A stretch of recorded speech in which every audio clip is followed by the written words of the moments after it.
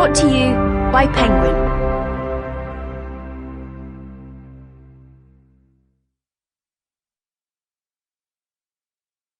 The Fist of God by Frederick Forsyth. Read by John Franklyn-Robbins. Chapter 1. The man with 10 minutes to live was laughing. The source of his amusement was a story just told him by his personal aide, Monique Jaminet, who was driving him home that chill, drizzling evening of March the 22nd, 1990, from his office to his apartment. It concerned a mutual colleague in the Space Research Corporation offices at Rue de Stahl, a woman regarded as a real vamp, a man-eater, who had turned out to be gay. The deception appealed to the man's lavatorial sense of humour. The pair had left the offices in the Brussels suburb of Uccle, Belgium, at 10 to 7, Monique driving the Renault 21 estate wagon. She had, some months earlier, sold her employer's own Volkswagen. Because he was such a rotten driver, she feared he would end up killing himself.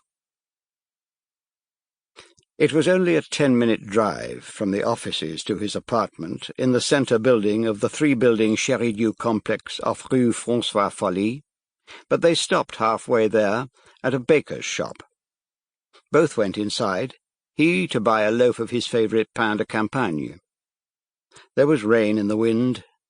They bowed their heads, failing to notice the car that followed behind them. Nothing strange in that. Neither was trained in tradecraft. The unmarked car, with its two dark-jowled occupants, had been following the scientist for weeks, never losing him, never approaching him, just watching. And he had not seen them. Others had, but he did not know.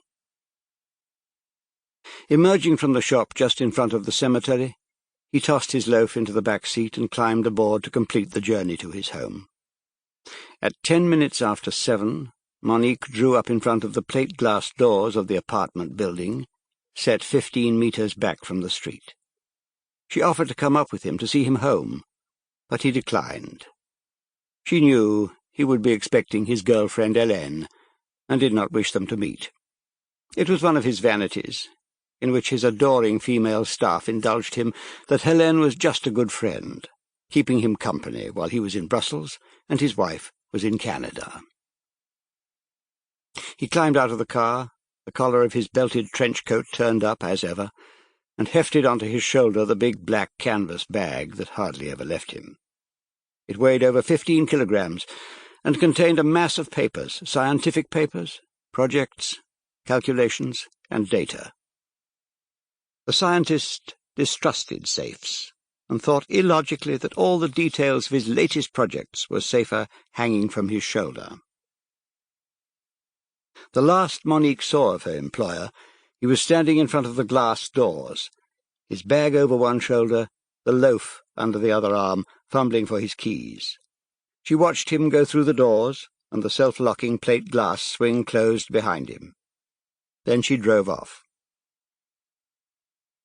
The scientist lived on the 6th floor of the 8-story building. 2 elevators ran up the back wall of the building, encircled by the stairs, with a fire door on each landing. He took one of them and stepped out at the 6th floor. The dim, floor-level lights of the lobby came on automatically as he did so. Still jangling his keys, leaning against the weight of his bag and clutching his loaf, he turned left and left again, across the russet-brown carpet, and tried to fit his key into the lock of his apartment door. The killer had been waiting on the other side of the elevator shaft, which jutted into the dimly lit lobby. He came quietly around the shaft, holding his silenced 7.65mm Beretta automatic, which was wrapped in a plastic bag to prevent the ejected cartridges from spilling all over the carpet. 5 shots, fired from less than a 1-meter range into the back of the head and neck, were more than enough. The big, burly man slumped forward against his door and slithered to the carpet. The gunman did not bother to check. There was no need. He had done this before. Sample complete. Ready to continue?